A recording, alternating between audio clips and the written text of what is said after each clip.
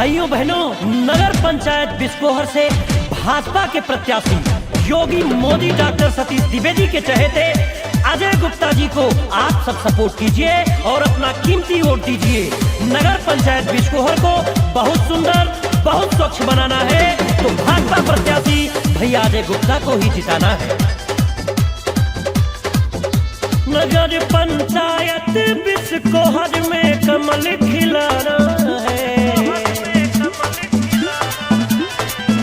नगर पंचायत बिस्कोहर में कमल खिलाना है। भैया अजय गुप्ता जी को विजयी बनाना है। भैया अजय गुप्ता जी को विजयी बनाना है। बिस्कोहर में अब विकास की गंगा बहाना है। भैया अजय गुप्ता को चेयरमैन बनाना है। भैया अजय गुप्ता को चेयरमैन बनाना है।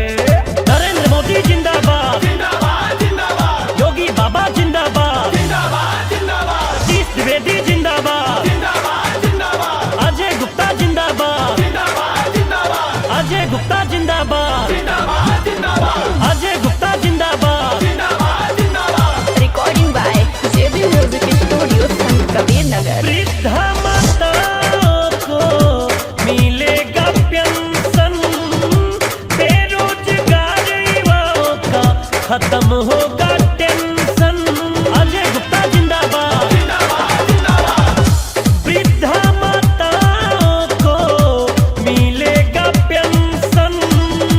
बेरोजगार युवाओं का खत्म होगा टेंशन। बहुरूपियों से अब की पीछा छुड़ाना है। भैया अजय गुप्ता जी को विजयी बनाना है।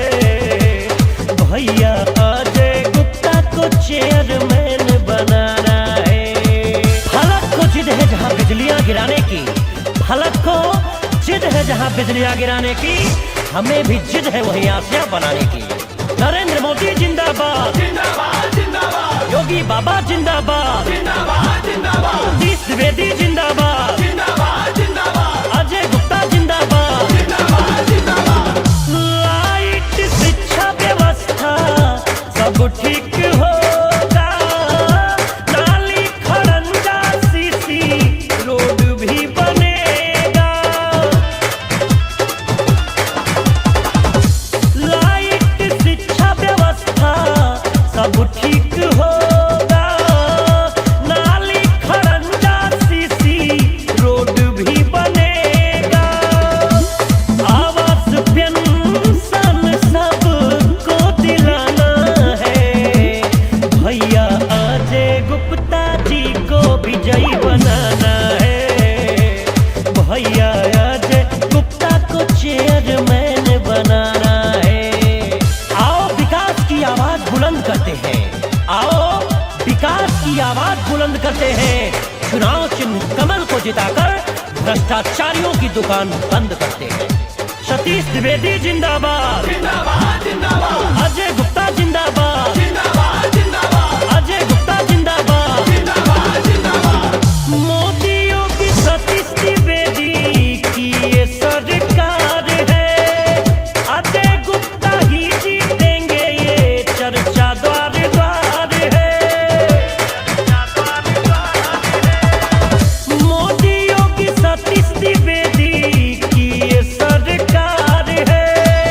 अजय गुप्ता ही जीतेंगे, चर्चा द्वार द्वार है। तिलक लगा के बीजेपी का झंडा फहराना है।